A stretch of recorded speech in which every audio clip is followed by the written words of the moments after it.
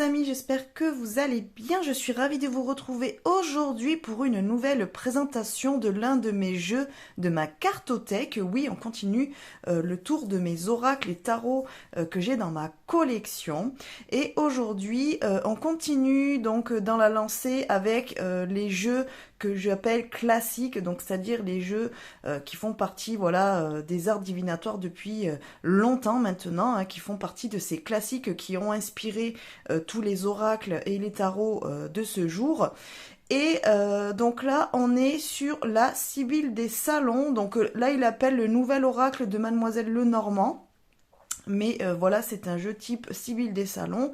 Et il a été, on va dire, retravaillé par Jaap de Bouwer. Alors, ce jeu-là, il est dans une boîte cloche, comme ceci. Donc vous allez voir, en fait, c'est un jeu qui est basé, entre guillemets, sur la cartomancie traditionnelle. Donc on va dire, vous voyez, avec les jeux type 32 cartes, 54 cartes, les choses comme ça. Et avec aussi un petit peu cet univers de Mademoiselle Lenormand. Alors, il est au prix de 24,90 € et il a été édité par les éditions Très Daniel. Voilà. Là, il y a marqué Dervy. Alors, est-ce que c'est une branche, en fait, des éditions Très Daniel? Certainement. Je l'ai acheté, il me semble, chez Cultura. Il me semble. Je me souviens plus trop, mais je crois que j'ai dû l'acheter chez Cultura. Donc, je vous lis ce qu'il y a marqué au dos de la boîte. Donc, inspiré par la célèbre Mademoiselle Lenormand, la Sibylle des Salons est un outil de divination ancien des plus appréciés. Incontournable dans les salons du 19e siècle, cet oracle présente des illustrations dont le symbolisme puissant favorise l'intuition. Ce coffret contient 52 cartes superbement revisitées par Jaap de Bouwer avec des aquarelles à l'ancienne. Un livre d'accompagnement vous propose des interprétations des cartes ainsi que les différentes méthodes de tirage propres à la Sibylle. Les messages de la Sibylle sont intemporels, ils vous guideront au quotidien et vous permettront de trouver les réponses à vos questions afin de continuer votre chemin en toute confiance et sérénité. Ce coffret contient 52 cartes illustrées à l'aquarelle et un livre de 152 pages en couleur. Donc voilà, vous voyez, en fait, la Sibylle des Salons, c'est un des jeux qui date du 19e siècle, donc un petit peu comme le nouveau jeu de la main que je vous ai présenté la semaine dernière. Si vous n'avez pas vu la vidéo de présentation du nouveau jeu de la main, je vous invite à aller voir dans ma playlist Ma Cartothèque. Vous y retrouvez tous les tarots et les oracles que je vous ai déjà présentés. On en est à une trentaine de jeux déjà, où je vous ai fait la review. Là, on est à la 31e, là. Donc la Sibylle des Salons, j'aime beaucoup parce que du coup c'est basé sur la cartomancie traditionnelle, comme vous allez le voir. Donc c'est un petit peu un système ça ressemble au système de Mademoiselle Lenormand. Donc vous allez voir, hein, j'en ai dans ma collection des petits Lenormand. On en reparlera quand je vous présenterai les jeux que j'ai dans ma cartothèque. Et ce que j'aime bien, donc c'est ce côté un petit peu divination, mais qui se faisait justement au 19e siècle, était très concret, où l'on parlait vraiment d'infidélité, de médisance. Donc il y avait là aussi, vous allez voir, il y a la carte du consultant, de la consultante. On retrouve vraiment tous tous les outils, tous les concepts qu'il y avait sur les jeux de cette époque-là, du 19e siècle, où c'était l'époque très prisée, où les gens allaient beaucoup voir de voyants, de voyantes, de diseuses de bonne aventure, tout ce qui était autour du spiritisme et tout ça, c'était quelque chose de très développé à cette époque-là. Et j'aime beaucoup, en fait, vous allez voir ce jeu, il est très bien réalisé, il est très bien fait. Alors des Sibylles des Salons, on peut en retrouver sous d'autres versions, évidemment, hein. Il y a plusieurs jeux qui existent qui s'appellent la Sibylle des Salons, donc vous allez voir, ça sera toujours sur le même concept, un petit peu comme si vous aviez plusieurs Lenormand. En général, ils ont les mêmes mots-clés, tout ça, ça suit, hein. On en retrouve plusieurs exemplaires, mais je trouve que celui-là est quand même très bien réussi. Alors, donc au niveau de la boîte, hop, on est sur une boîte simple, cloche, comme je vous l'ai dit, en dur. Donc bon, moi j'aime bien ce type de boitage-là, au moins les jeux sont bien protégés. Alors ça, c'est à moi. Hop, et à l'intérieur, donc vous avez les 52 cartes que nous allons voir après. Donc là, le fond de la boîte, pareil, hop. Et donc un livret qui est assez gros. Voilà, 152 pages, il me semble. Ouais, c'est ça. Voilà, tout en couleur avec des pages glacées. Franchement, il est bien fait, quoi. Le livret, il est sympa. Alors, les cartes, on ira les voir après. Donc, dans ce livret, qu'est-ce qu'on y retrouve? Alors, donc il date de 2023, ce jeu-là. Alors là, on a une petite phrase qui nous dit « Si ce n'est impossible, alors cela se peut. Mademoiselle Marie-Anne Adélaïde, Lenormand. » Une citation de Mademoiselle Lenormand. Je trouve que c'est cool d'avoir mis ça. Alors là, donc, on retrouve un sommaire. Voilà. Ensuite, on a donc un peu d'histoire. Donc là, on a une représentation de Mademoiselle Anne-Marie Adélaïde Lenormand avec ses dates de vie, donc 1772-1843, donc un peu d'histoire. Donc ça nous explique un petit peu ce qu'est la Sibylle des Salons, voilà comment il a été créé. Voilà, donc qui était cette demoiselle Lenormand. Donc voilà, bon, je vous lis pas, hein, comme ça, si un jour vous avez le jeu, vous découvrirez ça. Voilà, donc ça c'est hyper intéressant, hein, ça nous invite quand même à connaître le personnage de Mademoiselle Lenormand. Donc ensuite, on a une catégorie quelques méthodes, donc avec des tirages vraiment propres à ce type de jeu-là. Donc là, on a les scie mobiles, on a le cercle magique, on a le cadran, et voilà. Donc on a 3 différents types de jeux déjà. Donc c'est pareil, si vous en voyez un qui vous plaît, que vous avez envie qu'on le teste dans une vidéo de guidance, n'hésitez pas à me le dire en commentaire. Et comme ça, on fera le tirage ensemble. Voilà. Alors ensuite, nous avons les cartes. Donc là, il y a pour chaque carte, donc la page avec la représentation de la carte en grand. Et je crois même que c'est... Non, elles sont pas en couleur par contre. Elles sont en noir et blanc. Mais voilà, ça reste joli quand même. Et ensuite, donc, on a le nom de la carte avec la carte traditionnelle à laquelle elle est rattachée. Donc, par exemple, la carte 1, elle est rattachée au roi de trèfle. Et on voit donc la carte lue droite, donc avec le petit message de la carte. Et la carte renversée. Donc, c'est comme le tarot, par exemple. C'est... comment dire, ce type de jeu-là se lit avec les cartes droites ou renversées. Voilà. Après, vous n'êtes pas obligé de le faire. Hein. Si vous voulez lire que les cartes droites, vous avez tout à fait le droit. C'est comme le tarot. Il suffit juste que lorsque vous décidez d'utiliser ce jeu-là, entre guillemets, vous décidiez de la manière dont vous allez l'utiliser. C'est-à-dire qu'à savoir, c'est soit vous lirez toujours les cartes droites et vous ne prendrez pas en compte la carte renversée, ou alors vous décidez de faire les cartes en droit, envers et de faire les 2 lectures. Mais en fait, il faut le décider dès le départ, comme ça après vous restez sur la même pratique de lecture, quoi. Donc voilà, et là il y a une petite association, donc par exemple avec le 7 de pique, donc si éventuellement dans un tirage vous retrouvez la carte protecteur, la carte 1 à côté du 7 de pique, là on nous dit que ça veut dire danger écarté. Voilà. Donc ça on a pour toutes les cartes, donc on va passer, on va découvrir les cartes après. Voilà. Et ensuite, sur la fin, donc on a des combinaisons. Donc par exemple, là on nous dit les 4 As. Par exemple, si vous tirez dans un tirage les 4 As, ça nous dit grande chance. Par contre, si vous les tirez renversés, ça veut dire affront. Donc si vous en tirez 3, petite réussite, renversée, intrigue par exemple. Donc là, c'est surtout voilà les As, les 2 As, les 4 rois, les 3 rois, les dames, pareil, les valets... les 10, les 9, voilà, 8, 7, voilà, les 6, les 5, les 4, les 3, les 2, et les As, on les avait en tout premier. Voilà. Donc, c'est par exemple si dans un tirage, vous avez plusieurs fois la même carte avec le même chiffre, voilà, ou la même figure. Voilà, donc c'est intéressant. Voilà, vous pouvez le lire de cette manière-là. Ça fait partie de la façon dont est structuré le jeu, on va dire, dont il est utilisé. Et voilà, enfin, on a une dernière petite illustration.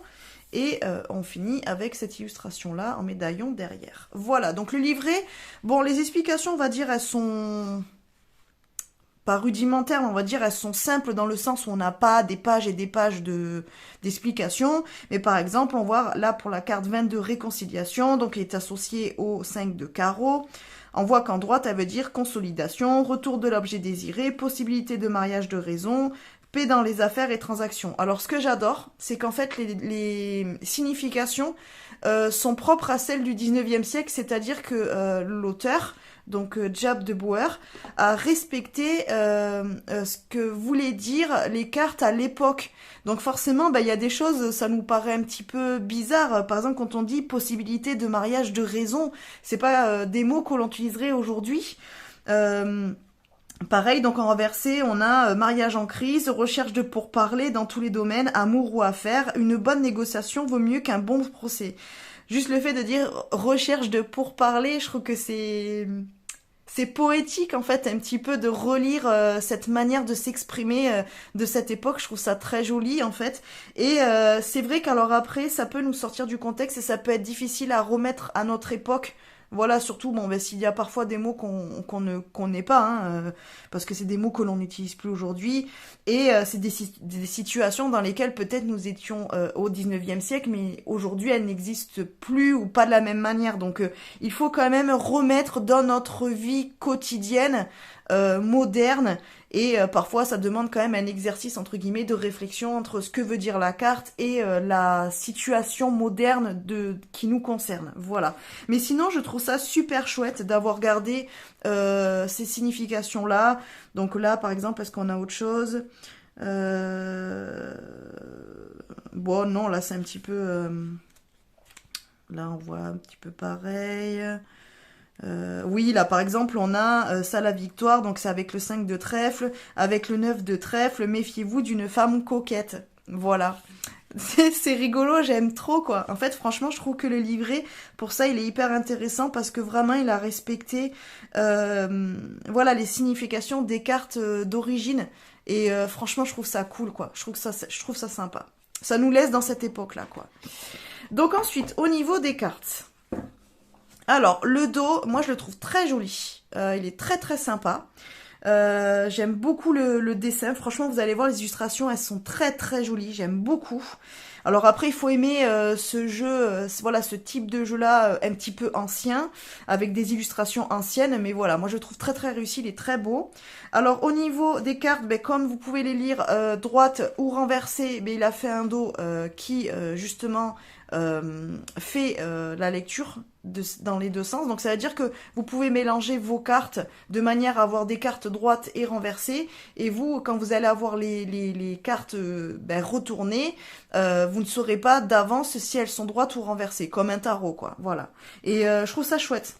Franchement, le dos est super bien fait. Voilà. Au niveau des cartes, elles sont assez épaisses. Franchement, pour un jeu à 24,90 €, je trouve que les cartes, elles sont de très bonne qualité. Alors, elles se plient un peu, certes. Mais franchement, le jeu, vous voyez, reste bien plat. Il est assez épais. Franchement, j'aime bien. Franchement, je trouve qu'au niveau des cartes, elles peuvent durer dans le temps parce qu'elles sont quand même assez épaisses. Je trouve que le cardstock, il est quand même de qualité. Vraiment, pour le prix, il est bien. Donc ensuite, on a des tranches blanches. Voilà, bon, après, moi, ça me dérange pas. Après, c'est une question de goût, hein. Voilà. Et donc après, pour les illustrations, hop, on va aller les découvrir. Est-ce que je vous baisse un petit peu? Ouais, hop, on va faire comme ça. Allez, comme ça, vous les verrez mieux. Donc les cartes au niveau de la taille, elles sont assez grandes. Vous voyez sur ma main. Voilà, donc comme d'habitude. Alors, elles sont grandes, mais c'est vrai qu'on va dire qu'au niveau de la... Je remonte un peu pour que vous voyez. Hop. Au niveau de la longueur, on va dire, ça va. En fait, elles sont assez larges, mais ça va. Donc, même moi qui ai des petites mains, les mélanger dans ce sens, je peux. C'est pas vraiment confortable parce que vraiment j'ai des petites mains, mais c'est possible. Voilà. Et par contre, c'est sûr que moi, je vais les faire plutôt par le dessus, puisqu'évidemment, comme j'ai des petites mains, et comme je vous le dis dans la majorité de mes vidéos, je suis plus à l'aise par rapport à la taille des cartes de les mélanger dans ce sens-là. Mais réellement, comme ça, je peux les mélanger aussi. Voilà. Comparé à d'autres jeux qui sont vraiment trop grands, là, ça va. Voilà. Mais voilà, les cartes sont quand même assez grandes. Donc il faut le savoir. Hop, ok. Alors je vous rebaisse. Hop, on va faire un petit peu de place. Alors, donc là, on est sur la carte numéro 1, protecteur. Donc, je vous montre un petit peu comment sont faits les cartes. Donc, au milieu, vous avez l'illustration en aquarelle. Très belle, vraiment magnifique. Moi, je trouve très jolie. Ensuite, en haut, vous avez donc la carte à laquelle est reliée... enfin, la carte de la Sibylle est reliée à une carte... du jeu traditionnel 52 cartes ou 32 cartes, voilà, et donc là on voit l'illustration de la carte à laquelle elle est reliée, donc on a le numéro, le nom, et après derrière en filigrane on va dire, on a de nouveau comme une tapisserie en fait, la carte traditionnelle. Je trouve ça très joli, ça encadre bien le personnage, je trouve ça sympa. Alors après vous allez voir aussi donc le nom, quand on est sur des cartes de trèfle ou de pique, le numéro et le nom sont écrits en noir, et quand ce sont des cartes de carreau ou de cœur, donc les cartes rouges, vous verrez que le chiffre et le nom de la carte sont écrits en rouge. Donc c'est bien parce que si vous utilisez aussi la cartomancie traditionnelle avec les couleurs, donc entre les cartes noires et les cartes rouges, quand vous allez avoir un tirage, ne serait-ce qu'avec le nom de la carte ou le numéro, vous allez pouvoir vite repérer si par exemple dans un tirage vous avez plus de rouge ou de noir.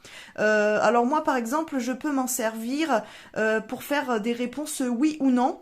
Donc par exemple je vais tirer 3 cartes et éventuellement si j'ai 2 cartes noires, une carte rouge, je pars du principe que noir ça veut dire non et oui c'est rouge.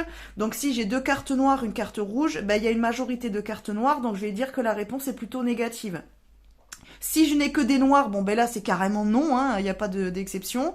Et pareil, si je n'ai que des cartes rouges, là c'est un super oui. Et si par exemple j'ai 2 cartes rouges et une carte noire, là c'est pareil, je vais dire oui, c'est un oui quand même quoi. Mais il est un petit peu plus mitigé, on va dire, que si j'avais 3 cartes rouges. Donc voilà, moi je l'utilise de cette manière-là par rapport aux couleurs. Donc voilà, après c'est une méthode qu'on peut utiliser. Après vous pouvez l'utiliser d'autres manières, mais en tout cas moi j'utilise de cette façon-là. Donc, la carte protecteur, donc la carte numéro 1. Hop, je vais retourner, comme ça elles seront dans l'ordre. Ensuite, on est sur l'ami sincère, donc avec la reine de trèfle, le flatteur, le succès,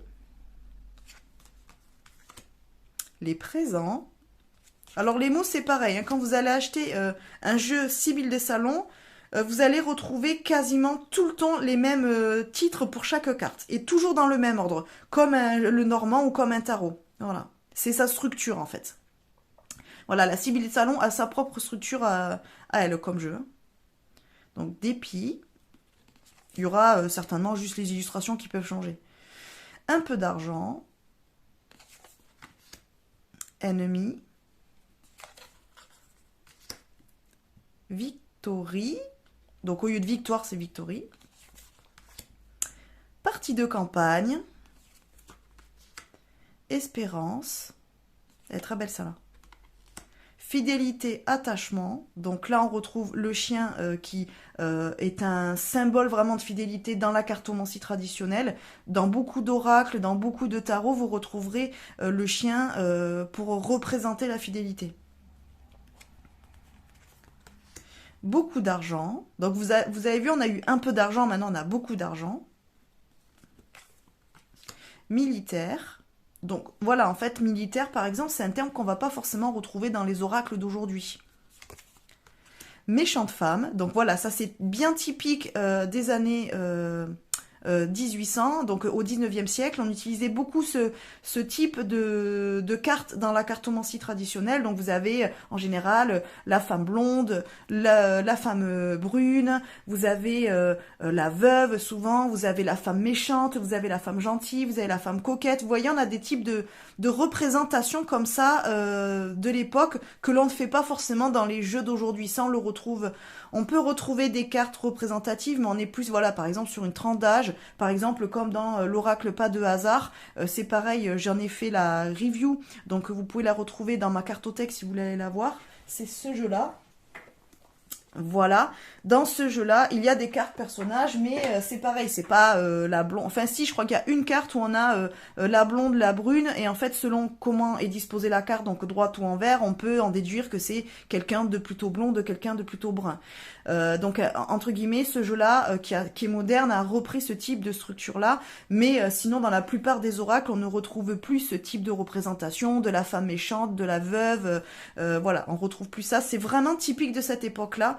Et parce que ça faisait partie de leur quotidien tout simplement. Donc ils étaient beaucoup sur la médisance, sur qui pouvait leur faire du mal, qui voulait leur faire du mal, qui pouvait les escroquer. Ils étaient beaucoup dans ce type de questionnement là en fait quand ils venaient voir une diseuse de bonne aventure pardon. Donc là on a la femme méchante, enfin la méchante femme, et là quand je vous disais vu qu'elle est rattachée à une carte de carreau, le titre est en rouge. Voilà, donc la voleur. Voyage. Donc voyage, bon forcément ils ont mis la représentation d'une personne qui vient d'un pays exotique, avec les palmiers. Contrariété, déplaisir. Empêchement. Caquet. Donc là, caquet, c'est plus les bavardages, voilà, les choses comme ça, quoi. Les cancans, voilà. Absence. Donc là, on voit cette jeune femme qui attend, qui regarde par la fenêtre et qui attend certainement quelqu'un, son mari certainement, ou son amant. Réconciliation. Révélation importante. Alors là, on a la carte du consultant, si on a besoin de faire un tirage avec une carte significatrice. Plaisir, divertissement. Une lettre. Rentier, donc pareil, rentier, bon c'est un mot qu'on entend encore un peu aujourd'hui, mais déjà c'est un mot assez péjoratif. Quand on l'utilise aujourd'hui, quand on dit bon lui c'est une personne, il est rentier, bon voilà, c'est quelqu'un en fait qui gagne de l'argent facilement parce qu'il va avoir des biens immobiliers, des choses comme ça, ou il a eu un héritage et puis il vit de ça, quoi, il vit de ses rentes, il fait pas grand chose de sa vie, quoi, voilà. Et du coup à l'époque, au 19e siècle, c'était très répandu que les personnes, les bourgeois, les choses comme ça, étaient rentiers, quoi. Donc c'est pour ça qu'on l'a dans le jeu. Tendresse. J'aime beaucoup cette carte, je la trouve très jolie. Voilà, la maman, on peut imaginer que c'est la maman avec sa petite fille. Je la trouve jolie. Visite. Attente. Avec la pendule. Surprise. Une blonde, donc vous voyez, on a ce type de carte-là. Donc après, on peut aller voir, par exemple, vous voyez la blonde, donc ça peut soit représenter une personne blonde dans votre tirage, soit, alors attendez, c'est la carte numéro combien? 32. Ça nous dit quoi? Ah voilà, vous voyez, la blonde, elle représente la romance. Donc on dit que voilà, à droite, elle représente la tendresse, l'amour maternel, la coquetterie, les charmes féminins, désigne l'amant, mais aussi une personne jalouse ou un menteur, par exemple. Et vous allez voir, ensuite, on a la rêverie, par exemple, elle qui représente les pensées. Et après, on a la femme brune. Alors, on va voir quand on va la voir, parce qu'il me semble qu'il y a la brune, il me semble. Hein. Donc là, on a la rêverie. Ensuite, bon, l'amour, évidemment. Le mariage. Alors, cette carte, en fait, elle m'interpelle tout le temps. Parce que c'est la carte du mariage. Donc le mariage, à notre époque, c'est quand même être censé être le meilleur jour de notre vie, le plus beau jour de notre vie, quelque chose que l'on attend, quelque chose que l'on veut. Quand on parle de mariage, on est censé être heureux, avoir le sourire, c'est une célébration. Enfin, en tout cas, voilà, dans les jeux d'oracle d'aujourd'hui, quand on va avoir une carte avec, par exemple, bonheur, célébration, des choses comme ça, on va avoir justement la représentation du mariage. Par exemple, je vous montre, je crois que c'est dans l'oracle des miroirs, pour que vous captiez bien la différence en fait. L'oracle des miroirs. Alors attendez. Le rêve. Il me semble que la célébration, si je dis pas de bêtises, c'est justement la sortie de l'église. Ouverture. Je savais pas qu'elle était aussi loin. Retour. Ah, voilà. C'est la carte de la joie. Vous voyez, là, on a la carte de la joie dans l'oracle des miroirs, donc qui est un jeu bien plus récent, puisque je crois qu'il date des années 90, il me semble. Il faudra aller voir dans la review, ouais, je vous ai fait aussi la présentation de ce jeu, donc vous pouvez aller aussi la voir dans la playlist Cartothèque. Alors vous voyez la joie là, ben justement elle est représentée justement par une scène de mariage. Donc voilà, sortie d'église, félicitations, tout le monde est heureux. Et là, on a la carte avec le mot mariage, où franchement cette dame, elle me paraît tellement déprimée. Comme si en fait le mariage était vécu comme... ben un petit peu comme si elle allait aller en prison. C'est en fait là pour moi ça représente voilà l'idée du mariage du 19e siècle où on ne choisissait pas forcément notre époux, où on était un petit peu obligé de se marier parce que bah, à l'époque rester une femme célibataire non mariée ben voilà c'était mal vu à l'époque, c'était pas bien. De toute façon une femme n'avait pas le droit de travailler, ne pouvait pas forcément s'en sortir toute seule, donc ben, elle était obligée de se marier entre guillemets parce que c'était son rôle. Voilà, à l'époque, les femmes, ben, elles se mariaient, elles faisaient des enfants, elles s'occupaient du foyer, et puis elles s'occupaient de leur mari. Et c'est marrant parce que moi, quand je vois la carte mariage, et que là, on est représenté cette femme, presque on dirait qu'elle pleure, ou qu'elle va pleurer, parce que c'est le jour de son mariage, mais c'est difficile à interpréter, en fait. Parce que, on va dire que le mot mariage dans un tirage, on aurait tendance aujourd'hui à dire que c'est quelque chose de bien, que c'est positif, mais quand on voit l'illustration... Ben, c'est un petit peu l'inverse de ce que l'on penserait aujourd'hui du mot mariage. Vous voyez ce que je veux dire? Donc, l'interprétation est quand même assez particulière pour ça-là. Alors, qu'est-ce qu'ils nous disent dans le livret? C'est intéressant, mariage. Alors, ça nous dit en droit pour un homme, héritage prochain. Donc, vous voyez, pour une jeune fille, liaison attendue et qui se concrétise. Pour un couple, réconciliation. Et du coup, on a renversé visite de parents, ambiance festive, pardon. Donc, à la limite, la carte, si elle tombe à l'envers, elle est plus positive que si elle tombe à l'endroit dans un tirage. Ah, excusez-moi, il y a le focus qui se fait pas. Et donc, si on a la carte voleur à côté, on a lettre de rupture. Donc, ça veut dire que si, par exemple, vous tirez la carte de mariage avec à côté la carte voleur, bon, ben c'est que là, ça annonce une rupture. Voilà. Mais vous voyez, en fait, pour un homme, ben là, par exemple, si c'est un homme à qui vous tirez la carte, ben ça veut dire qu'il va avoir un héritage prochain. Donc c'est quand même quelque chose de positif pour lui.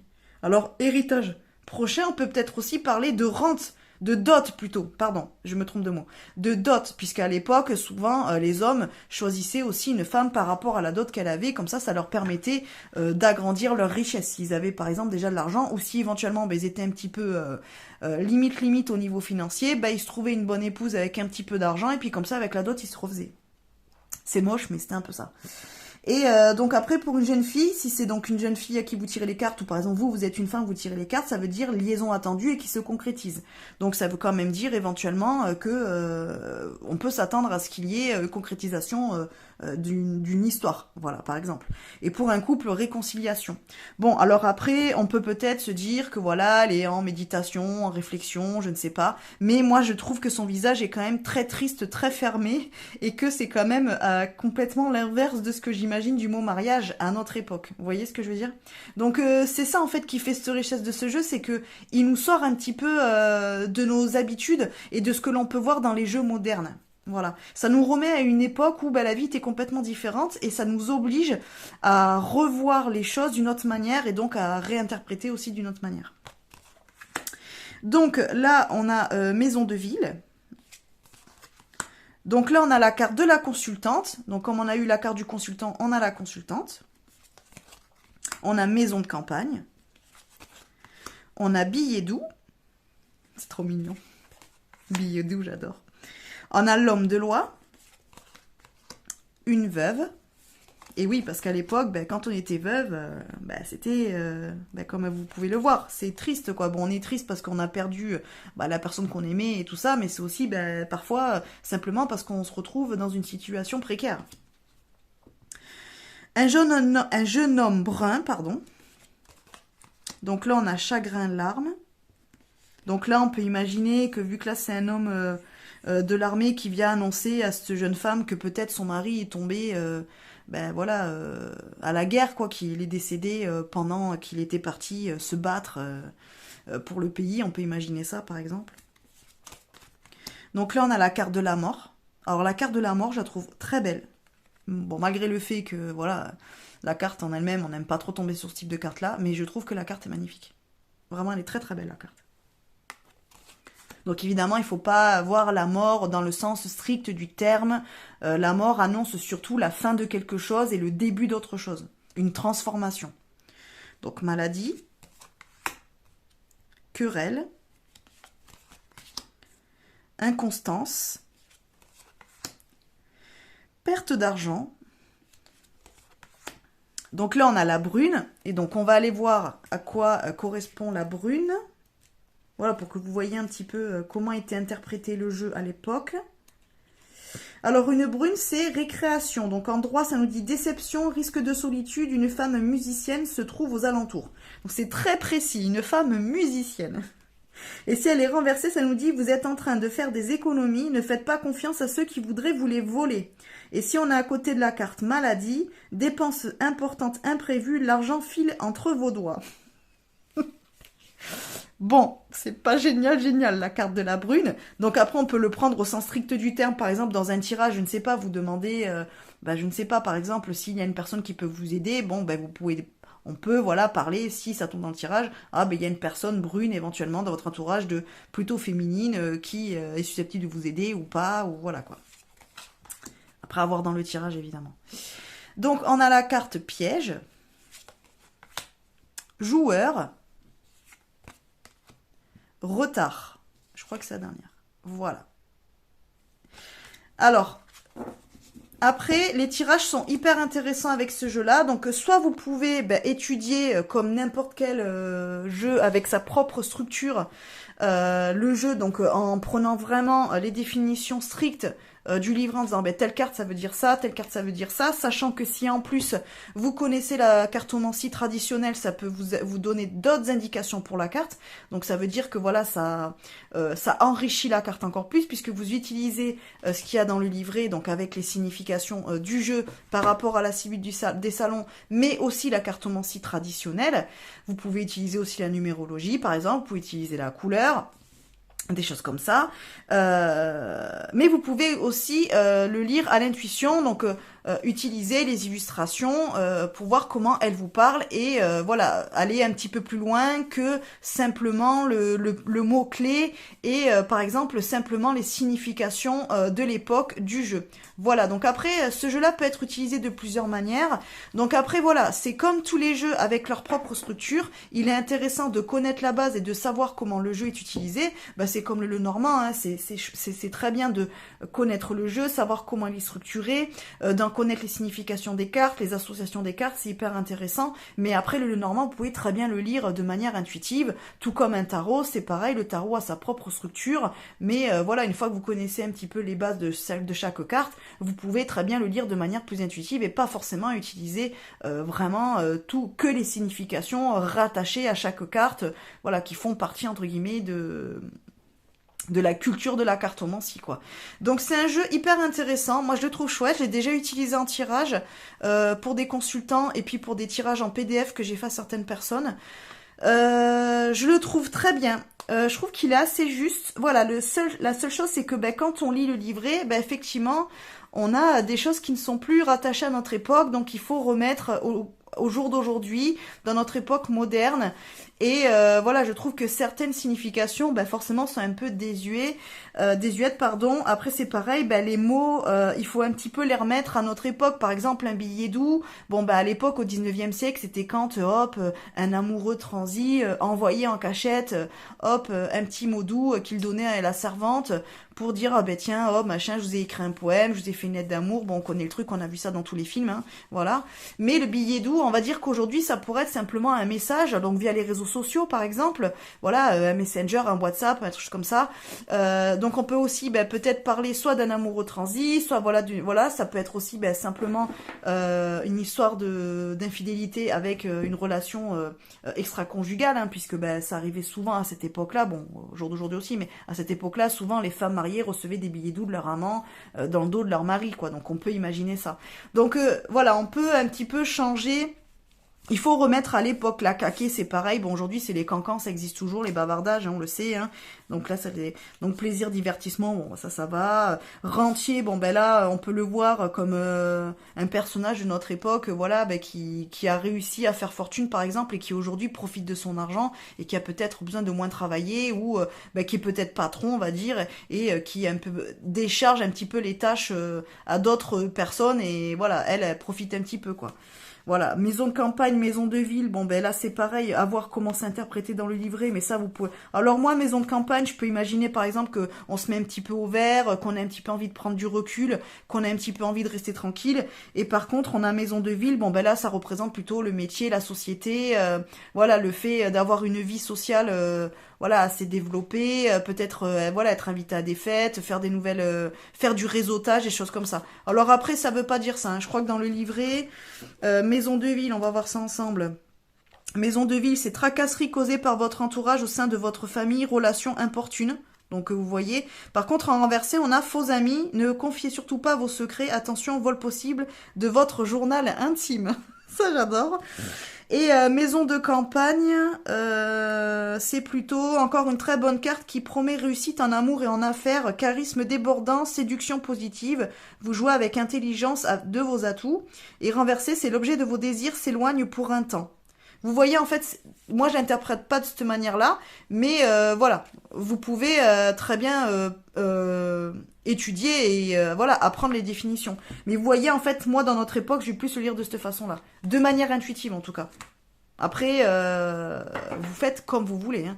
Mais c'est vrai que j'ai tendance à plus le lire de manière intuitive que de prendre en compte ce qui est écrit dans le livret, parce que voilà, on peut pas forcément remettre à notre époque... Voilà. Mais les deux liés, ça fait un jeu très très riche. Parce que de manière intuitive, lié avec la cartomancie traditionnelle, plus les significations de chaque carte, ça fait un jeu très très riche. Vous pouvez répondre à beaucoup de choses. Alors c'est un jeu évidemment à la base fait plus pour de la divination, puisque les jeux du 19e siècle de cette époque-là étaient beaucoup... était fait pour ce type de tirage-là. On venait voir une tireuse de bonne aventure pour savoir son avenir, pour connaître notre futur, pour savoir qui fait quoi, qui fait des choses dans notre dos, qui manipule, machin et tout ça. C'est un petit peu ça. Mais on peut quand même l'utiliser en guidance. Je pense que on peut quand même l'utiliser de manière pour avoir des conseils, des choses comme ça. Ça peut être pas mal. Et comme il y a plusieurs métiers, par exemple l'homme de loi, le militaire, les choses comme ça, on peut peut-être aussi s'en servir pour peut-être déterminer par exemple son chemin de vie. Donc à savoir, est-ce qu'on est plutôt fait pour des métiers par exemple qui sont liés à la justice, la loi, les choses comme ça, ou est-ce que je suis plutôt faite pour un métier par exemple de type militaire, donc c'est-à-dire un métier où on donne les ordres, c'est très carré, c'est très machin, et puis je déroge pas aux règles, ou est-ce que voilà, vous voyez ce que je veux dire? Avec les plusieurs personnages que l'on a, on peut par exemple faire ce type de tirage là. Donc c'est un jeu qui offre beaucoup de possibilités, moi je trouve hyper intéressant. Déjà de par le fait que c'est un jeu qui fait partie de ces jeux de la cartomancie du 19e siècle qui a été quand même assez importante, je trouve, dans la culture de la cartomancie, puisque ça a marqué l'époque, mais ça marque encore les jeux d'aujourd'hui. Pour moi, il y a beaucoup de jeux aujourd'hui qui sont vraiment inspirés de ces types de jeux-là, les Lenormand, les Sibylles de Salon, les nouveaux jeux de la main, les Bélines, les choses comme ça, ce sont des jeux qui ont vraiment créé les bases de la cartomancie d'aujourd'hui. Après, c'est mon avis, et je trouve que c'est intéressant de les étudier, de voir comment ils étaient structurés, et de voir comment on en est arrivé à des jeux aujourd'hui qui sont quand même plus... déjà les oracles, ils ont chacun leur structure, on va retrouver plusieurs sujets, on va avoir des oracles qui vont être de développement personnel, d'introspection, de travail psychologique, des choses comme ça, et du coup on part sur quelque chose qui est moins lié à la divination, alors qu'à la base la cartomancie c'est un art divinatoire, donc c'est-à-dire qu'il est utilisé pour lire l'avenir. Mais évidemment, au jour d'aujourd'hui, on s'en sert d'outils de développement personnel et pour apprendre à mieux se connaître et pour avoir des conseils, des clés dans la vie. Et je trouve que la Sibylle des Salons, malgré le fait que ça soit un ancien jeu, on peut très bien l'utiliser de cette manière-là à notre époque moderne. Vraiment, c'est un de mes jeux préférés, je crois. De ma collection parce que je le trouve hyper riche. Presque je préfère cette structure-là au Le Normand. Presque. Voilà, c'est vraiment... Bon, on est un peu dans le même type de jeu, mais j'aime beaucoup la Sibylle des Salons. Je trouve qu'il a vraiment quelque chose de plus, quoi. Mais bon, voilà, je vais m'arrêter là parce qu'on a 40 minutes. Je vais vous saouler tellement que la vidéo elle va être longue parce que j'aurai encore beaucoup de choses à dire. Mais voilà, j'étais ravie de vous faire découvrir ce jeu-là. Dites-moi si vous le connaissiez ou alors si vous-même vous avez déjà un jeu type Sibylle de Salon. Si vous aimez ces types de structures-là, comment vous l'utilisez, si vraiment vous l'utilisez qu'en divination ou pas, si vous utilisez que les définitions de la carte, disons que vous les avez apprises comme on apprend celle du 32 cartes ou du tarot ou du lot normand, ou est-ce que vous lisez plus de manière intuitive? Dites-moi si ce type de jeu vous plaît, voilà, je serais ravie de vous lire, d'avoir votre avis en commentaire, voilà. Et puis comme d'habitude, n'hésitez pas à liker, à partager la vidéo, n'hésitez pas non plus à vous abonner à la chaîne si ce n'est pas déjà fait. Je remercie tous les nouveaux abonnés qui sont arrivés sur ma chaîne ces dernières semaines, ça me fait super plaisir et j'espère qu'on va continuer à faire grandir cette chaîne.